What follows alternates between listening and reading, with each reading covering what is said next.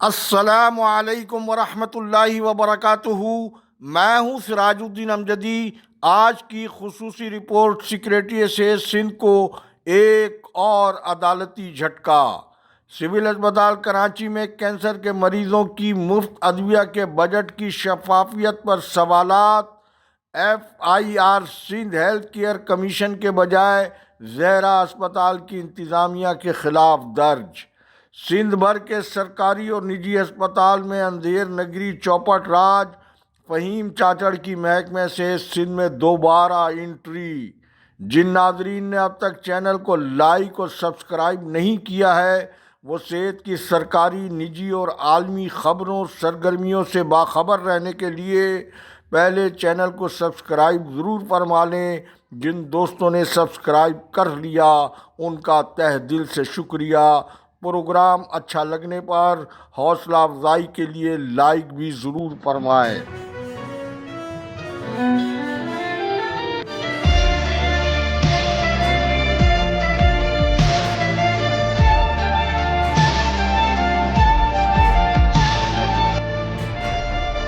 ناظرین کرام، Sindh high court کی آئینی بینچ کراچی میں گزشتہ روز ڈاکٹر طارق حسنین جلیسی کی آئینی پٹیشن کی سماعت ہوئی، جس میں محکمہ صحت سندھ کے ENT retired specialist doctor Tariq Hasnain Jalisi کی جانب سے انہیں ترقی کے بغیر ریٹائر کرنے کی درخواست کی سماعت ہوئی۔ درخواست میں عدالت کو بتایا گیا کہ وہ گریڈ 18 کے اسپیشلسٹ کیڈر میں بھرتی ہوئے اور مذکورہ گریڈ میں ہی انہیں ترقی دیے بغیر 23 سال بعد 2018 میں اسی گریڈ میں ریٹائرڈ کر دیا گیا۔ محکمہ صحت سندھ کی جانب سے اسپیشل سیکریٹریٹ صحت، سیکشن افسر اور خاتون ایڈیشنل ایڈوکیٹ جنرل نے سیکریٹریٹ صحت کی سکھر بینچ میں پیشی کے باعث پروفارما پروموشن کے مذکورہ کیس کا جواب داخل کرایا، جسے فاضل عدالت نے سیکریٹریٹ صحت کے جواب کو مسترد کرتے ہوئے مذکورہ جواب پر سخت برہمی کا اظہار کیا اور ریمارکس دیے کہ سیکریٹریٹ صحت کا کام قانون سازی نہیں بلکہ قانون پر عمل درآمد کرانا ہے۔ ایڈیشنل ایڈوکیٹ جنرل کی سرزنش کی اور مذکورہ کیس کو خارج کرنے کی درخواست کو مسترد کرتے ہوئے 15 دسمبر کو سیکریٹریٹ صحت کو پیش ہونے کی ہدایت دیتے ہوئے سماعت ملتوی کر دی۔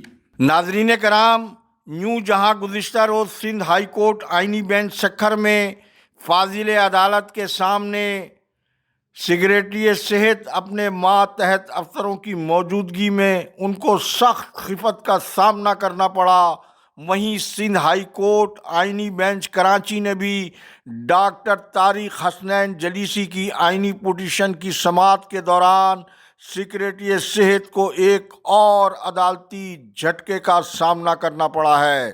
یہ سب کچھ محکمہ صحت سندھ میں قانون کے کھلواڑ کا شاخسانہ ہے، لیکن کیا کیا جائے کہ فارم 47 کے نتیجے میں منتخب ہونے والی قومی اور صوبائی حکومتوں اور ان کی ماتحت انتظامیہ نے حکمرانی کی امانت میں خیانت، ظلم، ناانصافی اور فرعونیت کی جو مثالیں قائم کی ہیں، پوری پاکستان کی سیاسی تاریخ میں اس سے پہلے ایسی کوئی مثال نہیں ملتی۔ یہ سب اس خرابی کا نتیجہ ہے۔ عارضی حکمرانی کی طاقت کے نشے میں اسیر یہ لوگ اس عدالت کو تو فراموش کیے ہوئے ہیں جس میں نہ وکیل ہوگا، نہ گواہ اور نہ ہی دلائل، صرف ایک ہی اعلان ہوگا، وَامْتَازُوا الْيَوْمَ أَيُّهَا الْمُجْرِمُونَ۔ اب اس وقت کی تازہ ترین صورتحال اس حوالے سے کچھ یوں ہے کہ سیکریٹریٹ صحت ریحان اقبال بلوچ نے اپنے ماتحت افسران کے ہمراہ سکھر میں ڈیرا ڈال لیا ہے۔ یہ تو ابھی نہیں معلوم کہ آج جمعے کو صبح Sindh high court Sukkur bench میں خود ذاتی طور پر چیف سیکریٹری سندھ سید آصف حیدر شاہ پیش ہوتے ہیں یا ان کا کوئی نامزد کردہ نمائندہ آتا ہے۔ لیکن آپ اسے کیا کہیں گے کہ سیکریٹری صحت سندھ جو خود احتساب اور بحرانی کیفیت کا شکار ہیں، حکومتی جماعت کی ذیلی غیر فعال تنظیم پیپلز ڈاکٹر فورم بھی نیند سے جاگ اٹھی ہے اور سیکریٹری صحت کے سامنے آ گئی ہے۔ پیپلز ڈاکٹر فورم کے صوبائی صدر ڈاکٹر عبدالرزاق شیخ نے وزیر اعلیٰ سندھ کو سیکریٹری صحت کو فوری ہٹانے کے حوالے سے خط لکھ دیا ہے۔ حالانکہ حیرت انگیز طور پر اس فیصلے اور مطالبے میں پی ڈی ایف کے وہ ڈاکٹرز اور عہدیدار بھی شامل ہیں جنہیں ہم نے خود سیکریٹری صحت ریحان اقبال بلوچ کو گلدستے دیتے ہوئے، ہاتھ دھلاتے ہوئے اور ٹیشو پیپر پیش کرتے ہوئے دیکھا ہے۔ یہ فانی دنیا ہے، بدلتا ہے رنگ آسماں کیسے کیسے۔ سوال یہ ہے کہ اس سارے شور و غوغا میں پارلیمانی سیکریٹری ندا کھوڑو کی مکمل خاموشی جہاں ایک بہت بڑا سوالیہ نشان ہے، وہیں یہ سوال بھی سیاسی، سماجی اور طبی حلقوں میں سامنے آ گیا ہے کہ کیا پیپلز ڈاکٹر فورم کا مطالبہ حکومتی جماعت کی پالیسی کا حصہ ہے؟ اس کا جواب تو پاکستان پیپلز پارٹی سندھ کے صدر نثار احمد کھوڑو ہی بہتر طور پر دے سکتے ہیں، کیونکہ محکمہ سے سندھ میں ہونے والی کرپشن اور کمیشن کا جو پینڈورا باکس اعلیٰ عدلیہ میں اب کھلا ہے، اگر پبلک اکاؤنٹس کمیٹی سندھ نے محکمہ صحت کے حوالے سے اپنی ذمہ داریوں کو سنجیدگی سے ادا کیا ہوتا تو شاید یہ نوبت نہیں آتی۔ اور ابھی تک جو اعلیٰ عدلیہ کی رپورٹنگ سامنے آئی ہے اس میں کچھ بے ترتیب جھلکیاں اور ٹریلر سامنے آئے ہیں۔ عدالتی رپورٹنگ میں بھی سقم سامنے نظر آ رہا ہے۔ یہ یاد رکھا جانا چاہیے کہ اربوں روپے کے مالی اختیارات سیکریٹری صحت سندھ ریحان اقبال بلوچ کو حاصل ہیں، لیکن محکمہ صحت کے صوبائی سیکریٹریٹ کے ذرائع کے مطابق گریڈ 17 کا سیکشن افسر ڈاکٹر اسد کھتری یہ اختیارات کس قانون کے تحت استعمال کر رہا ہے؟ ڈاکٹر رود کے ایمفا سول اسپتال کراچی میں کینسر کے مریضوں کی ادویہ میں کروڑوں روپے کے مبینہ غبن کا معاملہ اینٹی کرپشن کی جانب سے نہ صرف تاخیر اور سست روی کا شکار ہے، یا حکومت اس معاملے کو منطقی انجام تک جلد پہنچانے میں سنجیدہ نظر نہیں آ رہی ہے۔ دلچسپ امر یہ ہے کہ موت اور زندگی کی کشمکش میں مبتلا کینسر کے مریضوں کے لیے مفت فراہم کی جانے والی ادویہ کی خریداری میں نہ تو شفافیت آ سکی ہے اور نہ ہی مرتے مریضوں کی دوا کی خریداری میں کرپشن اور کمیشن کا کھیل بند ہوتا نظر آ رہا ہے۔ یہ بھی کوئی راز نہیں کہ محکمہ صحت سندھ کے ارباب اختیار کے سول اسپتال کے موجودہ ایم ایس بہت فیورٹ ہیں۔ کینسر کی ادویہ میں کروڑوں روپے کی چوری کے بعد بھی 3 سال سے ہیمل نامی بنگلہ دیش کی کمپنی سے ہی 10,000 روپے والی دوا کئی گنا زائد قیمت پر کیوں خریدی جا رہی ہے؟ کیا کینسر کی دواؤں کی اور کمپنیاں موجود نہیں ہیں؟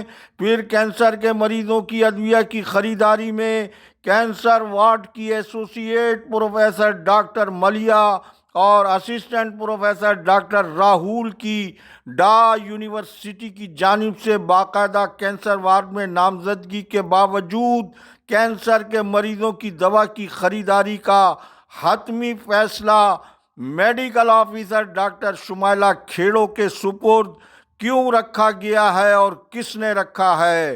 جو بہت بڑا سوالیہ نشان ہے۔ مذکورہ مفت ادویہ کے استعمال کا ریکارڈ اور رواں مالی سال کے دوران اب تک 62 کروڑ روپے کی دوا خریدی جا چکی ہے۔ مذکورہ کینسر کی دوا کا سالانہ بجٹ 80 کروڑ روپے کا بتایا جاتا ہے، جس کے مالی اختیارات سیکریٹری صحت سندھ کے پاس موجود ہیں۔ ڈاکٹر شمائلہ وارڈ میں کینسر کے مریضوں کے داخلے میں انتظامی افسر کی حیثیت سے بہت بڑی رکاوٹ اور ان کی مداخلت کے باعث کینسر وارڈ میں کیمیوتھراپی کا عمل بند ہو چکا ہے۔ کینسر کے مریضوں کی مفت ادویہ کی فراہمی میں کرپشن اور سفارش کا کلچر زوروں پر بتایا جاتا ہے۔ دل کے مریضوں کے علاوہ کینسر کے مریضوں کی زندگی اور ان کی مفت ادویہ کا معاملہ بھی اب آئینی بینچ میں زیر غور لایا جانا چاہیے۔ پھر یہ امر بھی حیران کن ہے کہ محکمہ سے سندھ کا محکمہ پلاننگ اینڈ ڈیولپمنٹ ونگ جو 96 بیرک میں سندھ اسمبلی کے سامنے واقع ہے، جو بیک وقت سیکریٹری صحت، سیکریٹری خزانہ اور سیکریٹری ورکس کا پسندیدہ ٹھکانہ بنا رہتا ہے، کیونکہ عمارتوں کی تعمیر کے منصوبے یہاں صرف تشکیلی نہیں پاتے ہیں بلکہ ذرائع کے مطابق نیلام کی بولی کے ذریعے حاصل یہ عمارتی تعمیراتی منصوبے کھربوں روپے کی کرپشن اور کمیشن کا ذریعہ بتائے جاتے ہیں، جہاں طبی آلات اور طبی مشینری کے فنڈز کا اجرا بھی یہیں سے ہوتا ہے اور ڈی جی ہیلتھ کے ذریعے ہیلتھ کی خریداری کی رقم کا ایک بہت بڑا حصہ الگ استعمال ہوتا ہے، جس میں مبینہ کرپشن اور کمیشن کی ایک الگ داستان ہے۔ یہ بھی کیا عجب ہے کہ گھر ابھی دوبارہ آباد ہوا نہیں ہے، ریحان بلوچ کی رخصتی کا عمل باقی ہے، وزیر صحت کے دفتر میں فہیم چاچڑ کی انٹری ہو چکی ہے، وہ 1000 ڈیز پروجیکٹ میں اپنی کرپشن اور کمیشن کو بچانے اور دھونے کے لیے آ رہے ہیں۔ ملیر میں نجی زہرا ہسپتال میں نوزائیدہ بچی کی فروخت کی ایف آئی آر در حقیقت سندھ ہیلتھ کیئر کمیشن کے سربراہ ڈاکٹر احسن قوی کے خلاف درج ہونی چاہیے تھی، جنہوں نے ادارے کو سفید ہاتھی بنا کر اشرافیہ کے کرپٹ لوگوں کا اسے کلب بنا کر رکھ دیا ہے۔ اللہ حافظ۔ پاکستان زندہ باد، کرپشن مردہ باد، عوام و افواج پاکستان پائندہ باد۔